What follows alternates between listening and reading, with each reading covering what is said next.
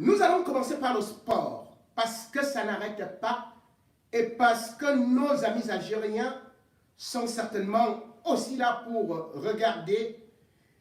Oui, l'Algérie veut aller à tout prix à la Coupe du Monde, même s'il faudrait déclarer la guerre contre la Russie ou contre l'Ukraine, même s'il faudrait déclarer la guerre à l'UEFA, à la FIFA, à la communauté internationale, même s'il faudrait faire la guerre contre tout le continent, même s'il faudrait chaque fois et partout crier au scandale. C'est donc la version de cette Algérie qui n'a justement pas accepté son élimination à la Coupe du Monde par les Lions indomptables à domicile contre les Lions indomptables du Cameroun. Et ces Algériens continuent à mousser, d'autant plus que mercredi, ou plutôt le 1er juin, premier jour du mois, ils étaient encore devant la FIFA pour crier au scandale, au vol, au braquage. Oui, l'Algérie était à Zurich, convaincue jusqu'à présent que sa victoire lui a été volée par l'équipe du Cameroun, par le touchement du sifflet de Bakary Gassama.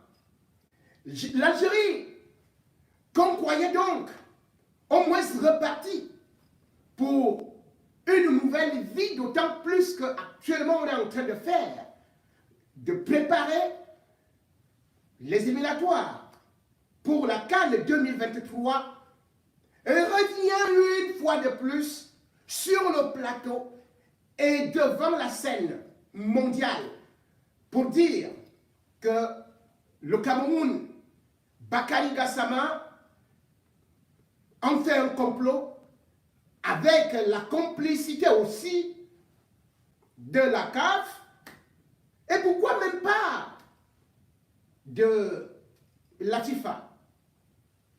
Djamel Belmadi est ressorti de son trou de souris samedi pour une conférence de presse où, comme d'accoutumé, celui-là qui n'a pas eu à faire une grande carrière de football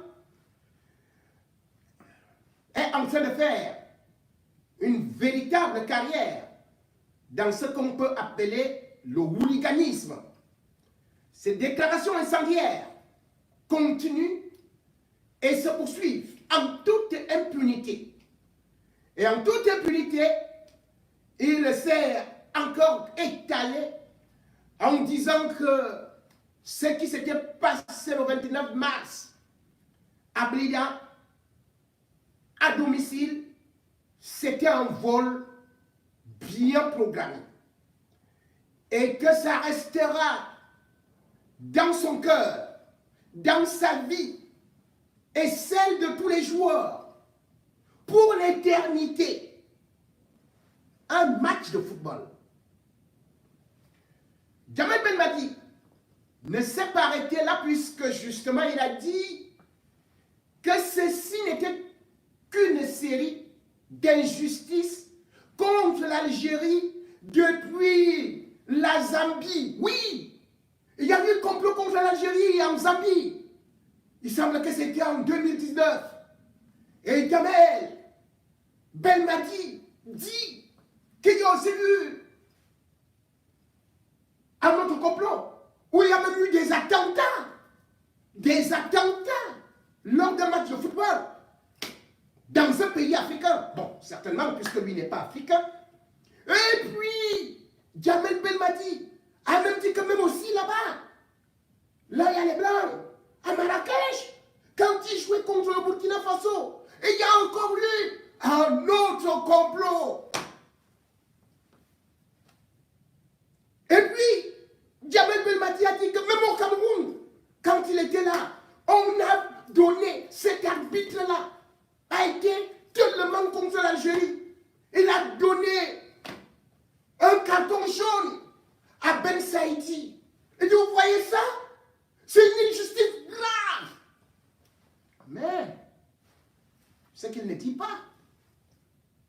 c'est que cet arbitre a accordé le but algérien et n'a pas accordé de pénalty au Cameroun.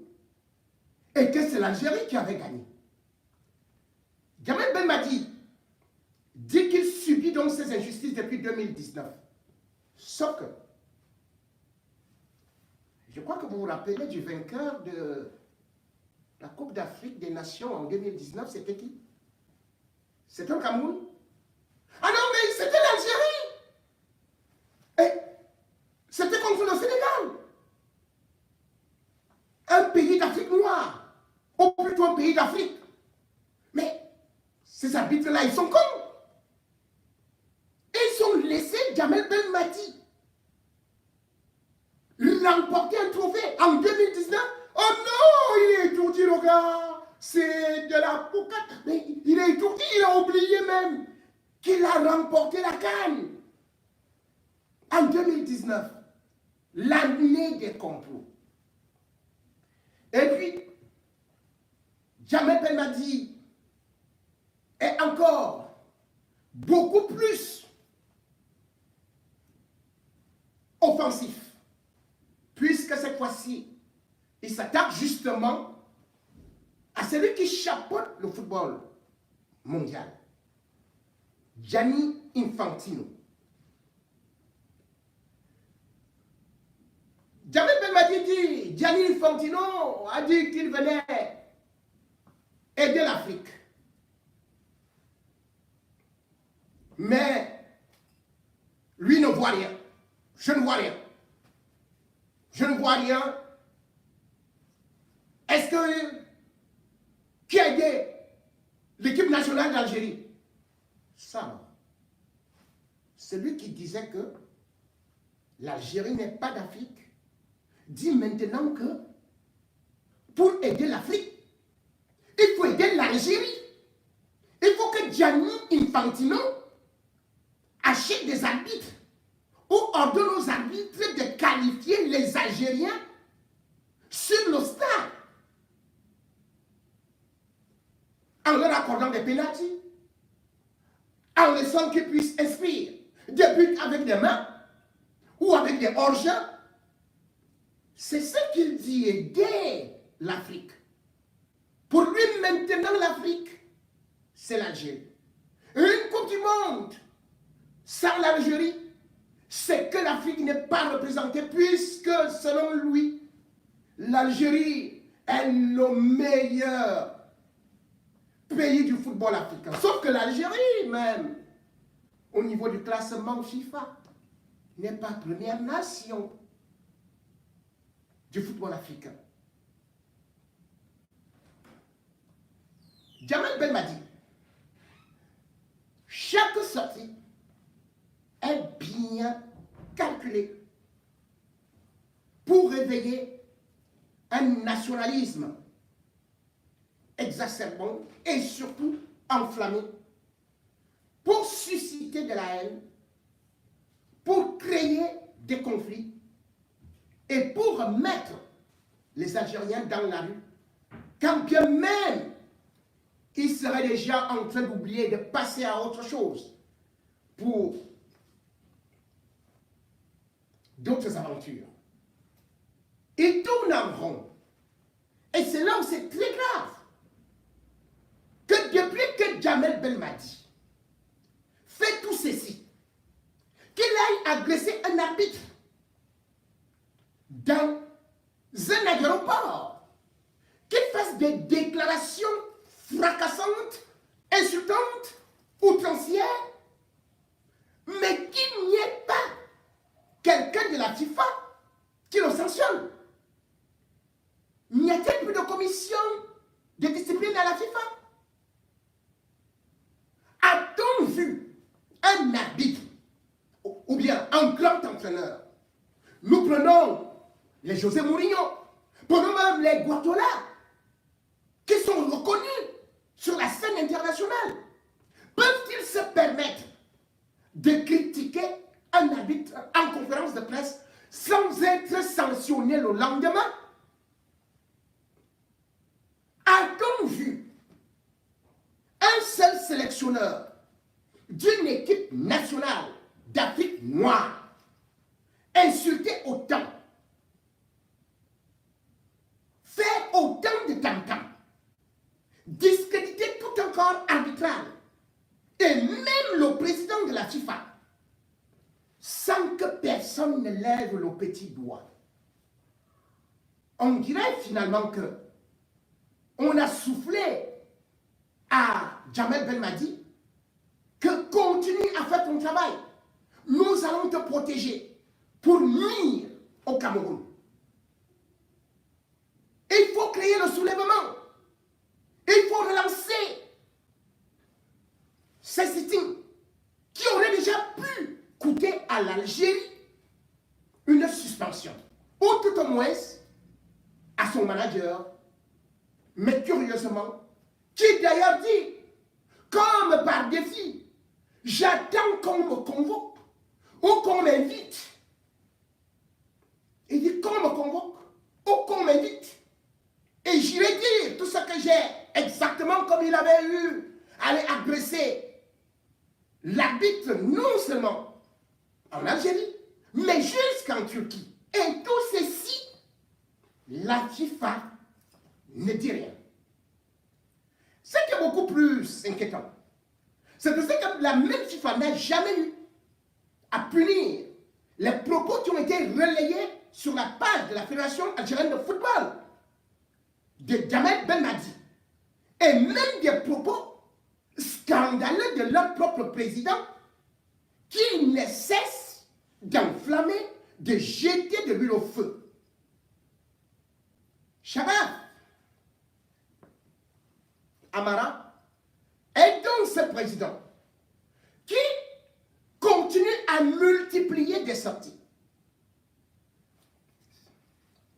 Le 29 mai, il a encore fait une sortie pour dire que, écoutez, nous n'avons pas encore reçu la décision finale de la FIFA.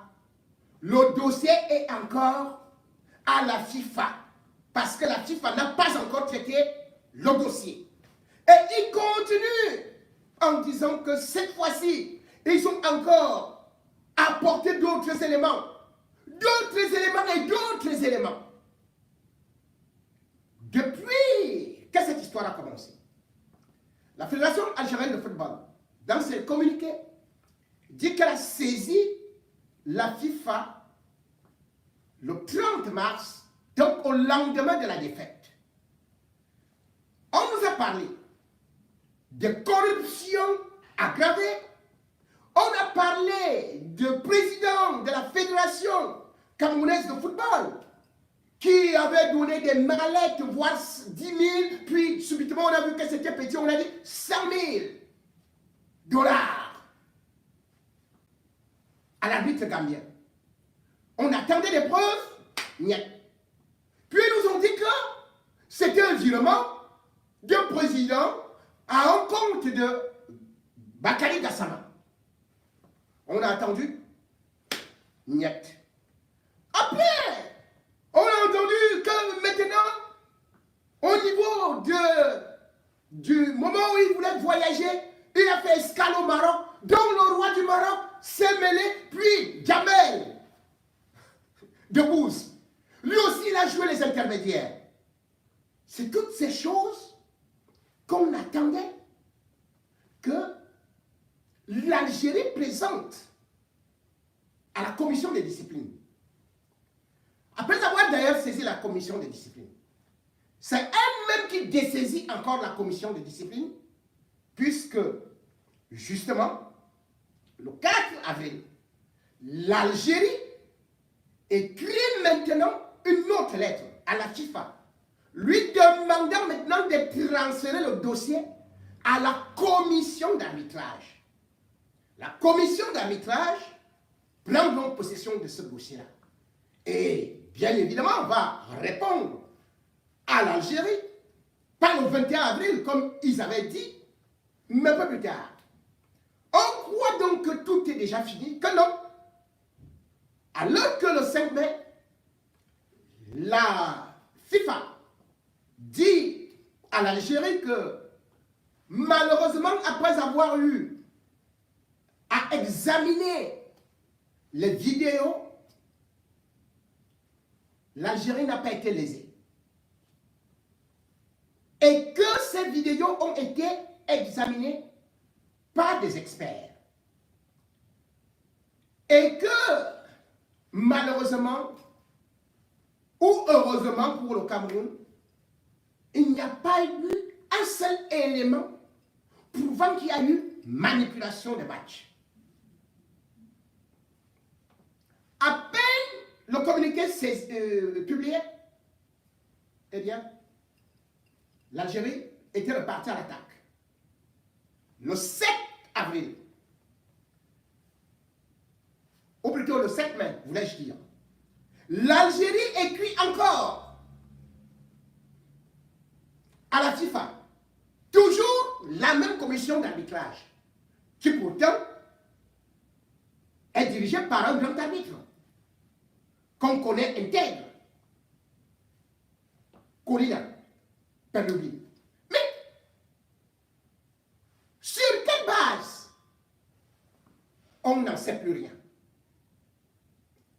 Et pendant que cette lettre est sur la table, bam, le 14 mai, le président de la Fédération algérienne de football refait une sortie pour dire, bon, attendez, nous avons saisi la FIFA avec des pièces à conviction venant des experts, d'un cabinet des experts. Quel est donc ce cabinet d'experts-là? Ils disent que ce cabinet d'experts a travaillé avec le Conseil d'Europe, a travaillé avec le CIO, a même travaillé avec la FIFA elle-même. Vous allez voir ce que ces experts-là ont analysé toutes les vidéos. Ils nous pompent donc ça. On attend donc quelque chose de terrible pour les grands experts que les Algériens sont partis voir pour ce match-là. Qu'est-ce que les experts disent maintenant? Selon leur rapport, les experts qui parlent arabe disent que le match Cameroun-Algérie est classé suspect. Et ils disent qu'on classe les matchs dans les fichiers techniques, informatiques, scientifiques, en 3 catégories pour l'arbitrage. Donc cet arbitrage, premier niveau, normal. Deuxième niveau, suspect. Troisième niveau, anormal. Le match Cameroun, ou plutôt Algérie, Cameroun, est donc classé comme suspect. Et quel qui est suspect? Ils disent donc que dans leur grand fichier et dans leur méthodologie terriblement scientifique, je crois qu'il y a même le théorème de Thalès, plus le théorème de Pythagore, argumenté. Je vous dis que c'est compliqué. Il faut repartir à l'école. Le football là, non. Le Messi, Ronaldo, ça ne vaut pas la peine de jouer au football. Si vous ne faites pas vraiment les physiques mathématiques. Non, non, non. Les Algériens, ils sont sortis. Les équations, que vous voyez que la courbe est allée comme ça. On a essayé de regarder les courbes là. Et ils appellent ça IRD. Voilà une nouvelle formule. IRD. IRD, ils disent infraction des règles d'arbitrage. Dans ces IRD, ils disent qu'il y a eu dans le match 3 IRD. Sur les 3 IRD, en prenant la tangente et la cotangente, ils ont trouvé que ça faisait boum à l'esprit centre. Hein? Quoi? Hein? Dans la démonstration, ils disent donc que, après avoir observé un premier IRD, ils sont tombés sur erreur très grave. Cette erreur-là, c'est le but du Cameroun, invalidé, qui a été validé. Pour eux, ce but ne doit pas être marqué.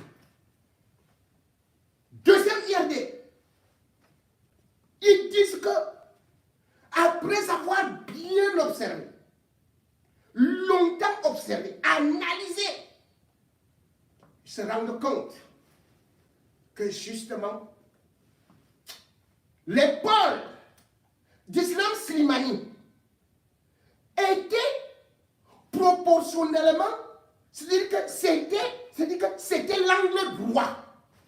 Donc quand il y a angle droit, puis ils ont tracé une courbe comme ça. Ici, tantôt ici, ils ont dit 45 degrés. Et là, 90 degrés. Ça a pivoté. Donc, l'épaule, c'est une erreur d'optique. Il n'y a jamais eu de balle à l'épaule. C'est une erreur d'optique. Et il y a plutôt la tête de Slimani qui a réussi l'exploit à venir se coller à l'épaule. Et du coup, ils formaient le même corps. Donc du coup, l'épaule est maintenant introduite dans le corps. Il n'y a donc plus d'épaule. Donc le but est valable.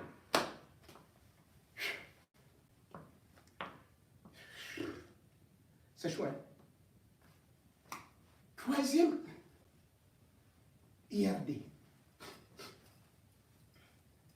Ils ont trouvé, je ne sais pas, la faute là. Ils ont regardé les yeux de Gassama.